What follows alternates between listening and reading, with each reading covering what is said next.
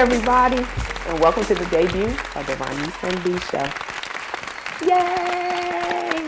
So, I am so excited and very thankful for all the support that I have gotten in starting my own show.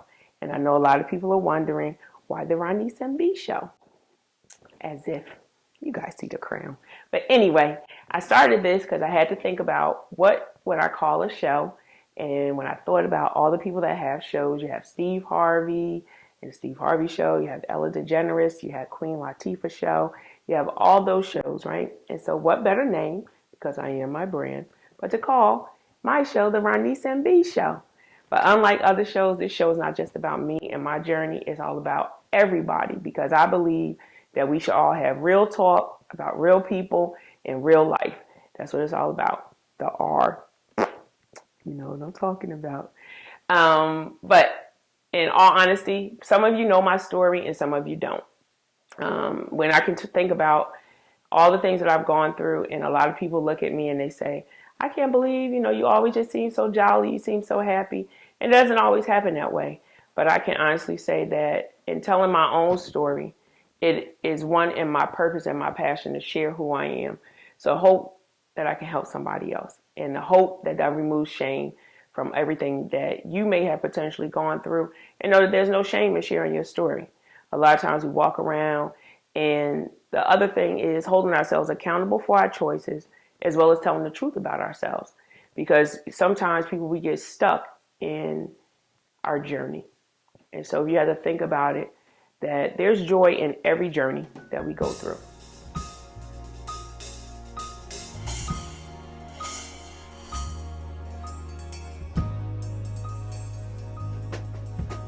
The Ronice and B Show is about finding joy in your journey, as we have real talk with real life, real people. And part of it is that sometimes in our journey, we get stuck in a moment in time. And I used to do another show, and it was about something that wasn't just necessarily me, because I wasn't stuck in any part of my journey. I believe that there's peace in healing. Heal people. And I had to start with the own healing in myself. And so a lot of the things that I went through, I was no longer stuck there.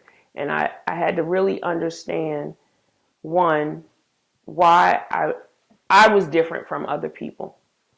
And my joy came in finding that no matter what my experience was, that there was joy in that. Not necessarily happiness, but definitely joy.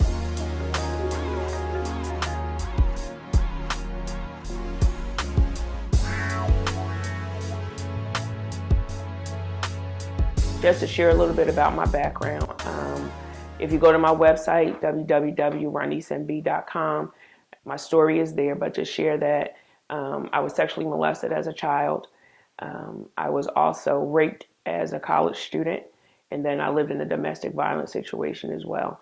And that's only just a part of it. So that's the dark side of things, if I had to think about all the other stuff, because even in that, I can tell you that for the 5 years of my life that the molestation happened, I can tell you, if I take that 5 years out of my life, I had a very good childhood. It wasn't the picket fence, but I can actually tell you it was only because I had those years, and that at 13 when it ended, that at 16 when I spoke about it, it didn't hurt as bad, and I didn't understand why, but I knew that I was stronger because of it. And so I used my voice then, something that I didn't do before, and it didn't work out the way that I intended it to. But that was okay, because when it happened to me again, and I didn't speak about it because I thought about those guys and their future, I was still in the process of learning about myself. And then when it happened again, I had to really take a step back and understand, why does this continue to happen to me? And at no given point, the lighter side of it all is I never developed disdain for men, where I could be one of those women that say, I hate men. I could have become promiscuous. I could have got addicted to drugs. I could have done all the other things that you see sometimes that women go through. But in that, I knew that there was a greater purpose for me. I knew there was a reason why God put me here. I didn't know it then, And so for 3 years, I had to just literally go on a journey to figure it out. And I knew that I was accountable not for the choices of what people did to me, but for my choices and my response to that. And so I didn't respond. I made it okay for people to do things to me. I made it all right for men to violate me and it still valued them more than they valued me. And so then one day I decided to stop being a martyr for somebody that was doing something wrong to me. And I can tell you that joy that came from releasing that, of no longer carrying that, it was a process. And I had to really, really go through all the steps and processes that needed to happen in order for me to find that joy. And it was at those moments when I stopped being stuck in that path in my journey, when I realized that when my partner at that time would violate me, he took me back to being 8. And even though I told him that's what you're doing to me, his concern wasn't about me. His concern was about himself. But guess what? I made it okay for him not to be concerned about me because I was still stuck. I was still retarded in the sense that I was still 8. And how do I heal past that? And so I took time out, and even though in our community, you know, it's taboo to go and see somebody, I actually went and sat down and talked to a therapist. And I'm not sure, Mr. Bill Powell, he's located in Millburn, New Jersey. You'll see some of my story with him too as we go through the Ronice and B show. He's a hoot, but he keeps me in check, and I value him because he values me.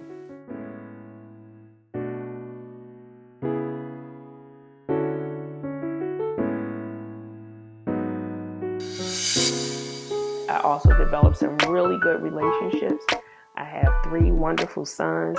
I have a new husband that most of you guys may know, Jeff Billingsley. He talks about me all the time, and sometimes it's not always so easy to embrace somebody speaking favorably about you. And our marriage isn't always easy either, but we'll share that too. I know I'm a crybaby, so just so y'all know, I'm emotional, but I'm not sensitive. So don't let the light skin fool you. Don't let the light skin fool you, because I go up top if I need to. But it's really just about finding yourself and who you are, because that becomes the other side of it. Is you have to ask yourself, who am I? And a lot of times, people can't answer that question. When I first went to therapy, my therapist said, Ronice, what makes you happy? And I could name all the things that made me happy when I did things for other people. So whether it was I was happy when my family was happy, I was happy when my children were happy, I was happy when my mate was happy, I was happy when I was able to buy the red bottom shoes that I wanted, I was happy when I bought the bag that I wanted. And so he asked me, how long does that happiness sustain you? And I realized happiness is only temporary, right? So in relationships, when it comes down to it, and people talk about not being happy, when people talk about he doesn't make me happy anymore, she doesn't make me happy anymore, that car that you so desired and you went out and bought and you were so happy about bringing it home, and then after a while when the maintenance started to kick in and the bills started to kick in, or the big house that you so desired that you're supposed to have, and you finally get it and it makes you happy, and then the maintenance of it all starts to kick in and you realize this shit ain't making me too happy anymore. You don't want it. And the same thing comes down to yourself. So if you don't know what makes you happy, it gets to the point where you're always looking outside of yourself for other people to make you happy. Because if you have to hold yourself accountable for your happiness, at some point in time, you have to realize, I don't want me. I don't want it. I don't want to be bothered with me. So you could always fix somebody else's problems. You could always fix somebody else's car. You could always clean somebody else's house. You could do all this other stuff. But when it comes down to standing in front of the mirror and determining what's making you happy, it's a hard thing to do because it's the maintenance of the happiness. It's the maintenance of it all. But I can guarantee you, if you find that there's some experience in anything that you're going through that you can laugh about, if you can find the joy that you found in that experience, the maintenance of it, it takes away all the pressure. It takes away all the feelings that you go along with it. And I can tell you, part of my challenges as you go through watching the Ronice and B show, and I'll share those things. I personally think that there's only 5 things in this world that will bring you joy, that will bring you stress, that will bring you worry, and that will bring you happiness.